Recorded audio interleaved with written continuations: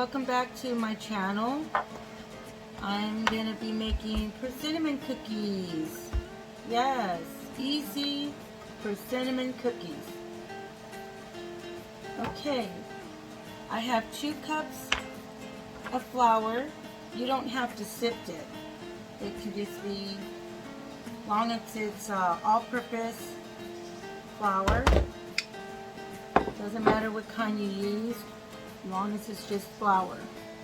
I've got 1 cup of sugar here, granulated sugar. I've got half a cup of lard, and you can also use Crisco, any type of lard. It doesn't really have to be, as long as it's lard or Crisco. I also have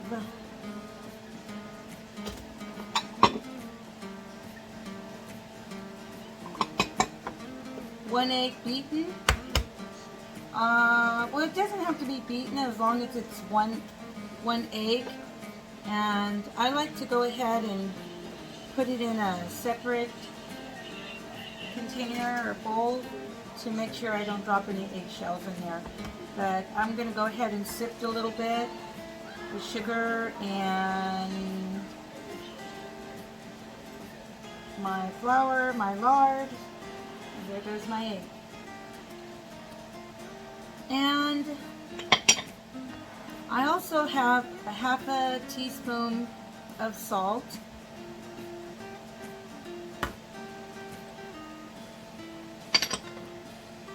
I have a half a teaspoon of cloves,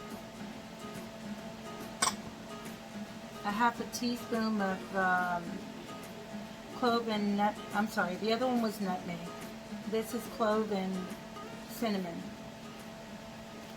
Everything's going to be listed on the box, underneath the box below. And oh, sorry, I forgot the baking soda. Okay, I went ahead and added the teaspoon of baking soda. It calls for a teaspoon of baking soda. And what I'm going to do right now is I'm just going to go ahead and mix it. Just give it a little stir. I'm going to go ahead and add my walnuts. And I like them chopped up with a little bit of crunch. It calls for a cup of walnuts. You can also add raisins, cranberry, even mini chocolate chips, but I like walnuts. And I'm going to go ahead and pour 1 cup of persimmon. What I like to do is I like to get them early, like in October, and what I do is I wait for them to get ripened, and I go ahead and freeze them. And this is one that's already ripened. It's already, you can put it in the freezer. And this is one that's hard, but not too hard. It's almost ripening. So I'll be putting that in the freezer soon.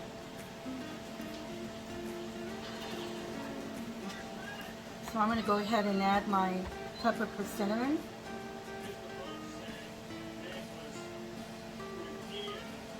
And you want to go ahead and preheat your oven to 350 because these only take 10 to 12 minutes. And I'm going to go ahead and mix this and see what it looks like. And all I'm going to do is just go ahead and mix it. Just keep stirring this until it gets incorporated.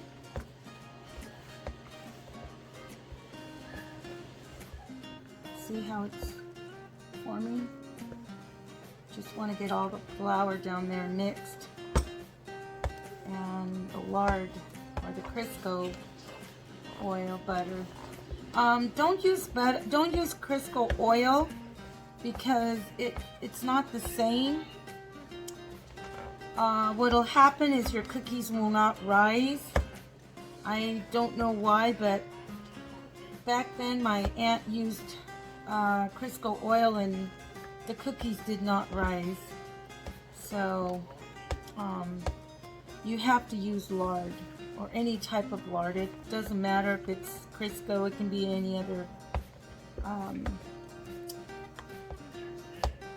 lard. Okay, and that's what you'll get. Is a nice dough like that. And it smells really good. It kind of smells, to me it smells like Christmas. And it has all the spices, the clove, the nutmeg, the cinnamon, and it just smells really good. And when they're baking, it makes your whole house smell with good nice aroma. Okay, that's all ready. I'm gonna get my sheets together and I'll meet you back here in a bit. Hi, okay, welcome back. I have my 2 sheets here. I've lined them and I have a few mats here. These are silicone mats. You can buy them at any hardware store, any kitchen aid store. I like them because they have the measurements here on the bottom. I don't know if you can see that. See the measurements? And I like them because they're lightweight and it keeps your pans from getting burnt and messed up like mine. Mine are kind of a little bit run down there. But I love these mats. They keep anything from sticking to the pans, and I have another one here. And they have both sides. So, and I like that they have like the cookies that I'm going to place. It has little round circles where you can place the dough on top of there, and it shows you where they can be apart from each other. But some recipes call for so many inches apart from each other. But I just use these because I love them. I just absolutely love them. Well, I'm going to go ahead and start placing my dough down. I've got my oven preheated to 350, and you know, you can use a spoon. I was taught by my mother, this is my grandmother's recipe, by the way, and this recipe is very, very old, and my mom always told us to use a regular small spoon. But then I have this spoon. See the difference? But I also like to use one of these cookie cutters. So I'm going to go ahead and scoop. Just tap. I'm going to do it like that. And I'm going to place them all across. I'll show you. Like that. So many inches apart. So this is how your cookie dough is going to look like. And you got to keep them at least 3 inches apart or 2 inches, because they might expand a lot more than what you think they will do. I'm going to go ahead and show you how I was taught. Okay, my hands are clean.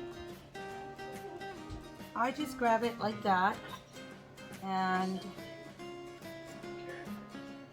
drop them down like little, just like this. I'll do one again. Just grab it like that, push down, and my mom always went like this so they can have different shapes. After the 9 minutes, go ahead and and check your cookies. It's in between that time, 10 to 12 minutes. It's the type of oven you have. But see, those are a lot different than the other cookies. It doesn't have to be perfect as long as it's just on the sheet and 3 inches apart, front ways and sideways. Okay, I'm gonna pop these in the oven and I'll see you back in a minute. Okay, I just took out my cookies and this is what we get. See? Those are the ones that I use with the spoon. And that's what it looks like. And here's the other ones that I used the scooper with. And it does take 12 minutes. So I hope you enjoyed this recipe, and please give it a try. And please don't forget to hit the description box below, and the recipe will be down there. And don't forget to like and share. And thank you for watching.